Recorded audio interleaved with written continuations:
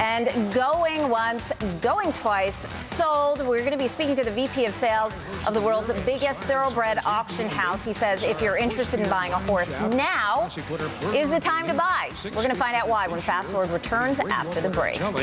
This colt out of the 5-time stakes winner, 3-time Grade 1 winner Balance, the Keeneland sales rep.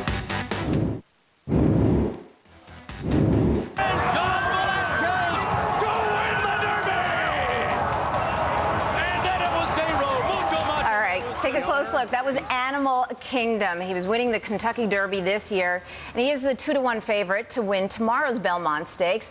Also in that race tomorrow will be Shackelford, who won this year's Preakness. Now, besides both winning a Triple Crown race this year, these two horses have our next guest in common.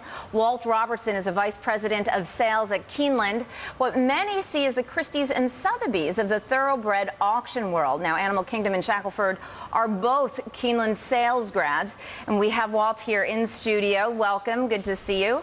Thanks for having me. You've got quite a weekend ahead of you, but let's just talk about the auction business and how it's fared through the recession. Well, it's hit the thoroughbred market just like it has housing and many other markets.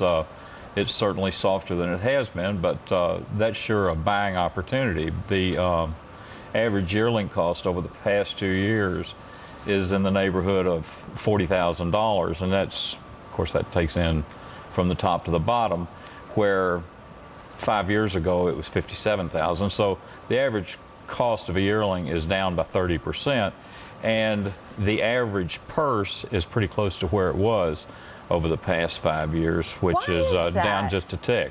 Why is it that the purse is only down 1%, but the prices of the horses is down 30%? Part of it is there are fewer races being run, but also there are fewer horses to run in. The game is contracting, but the average purse is the same. Now, the amount attributed to purses is, of course, less, but the amount of races has probably fallen in a similar neighborhood to the size of the foal crop, which is the amount of horses that are produced each year. Now, when we're talking average horse, typically what we see in the headlines, there's some good articles out today, in fact, in various publications, but we always look at the top priced. Well, right? Yes, and last year was $4.2 million. $4.2 million sounds like a big ticket, but in fact, at the height, it was significantly more than that, right? We've seen horses go well past $10 million, yes, ma'am.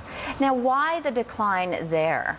Just same reason that real estate has declined. It's supply and demand, and supply is falling, unlike other things. You know, they don't build less houses, but we are creating less horses, and I think supply for the last 2 years it's held steady, and I probably look for a little bit of an uptick this year. 2-year-olds, which generally sell in the spring of the year, enjoyed a pretty good year this year. Now, as part of the auction business, you're obviously in this sort of you know, this food chain, if you will, of profitability. Now, if the horses are going for less money, how does that affect your business as an auction house, and what changes have you had to make in terms of the auction process? Well, our revenues are, of course, off significantly over the past 5 years because A, the prices has fallen, and B, the number of units has fallen. So it's been a sizable hit to anybody in the horse auction business.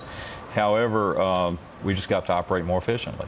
Now, do you see that turning around anytime soon? I don't see the number of horses being produced going back up for a few years, but I think we've seen a leveling of horses, and I could see a gradual increase in prices.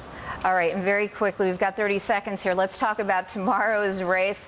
What are you betting on? Who are you betting on? Well, you've got two. I'm not going to tell you who I'm betting on, Okay. but I can promise you. Give us your professional opinion. Well, you've got two horses. The horse that won the Preakness both came out of our sale, and the horse that won the Derby came out of our sale.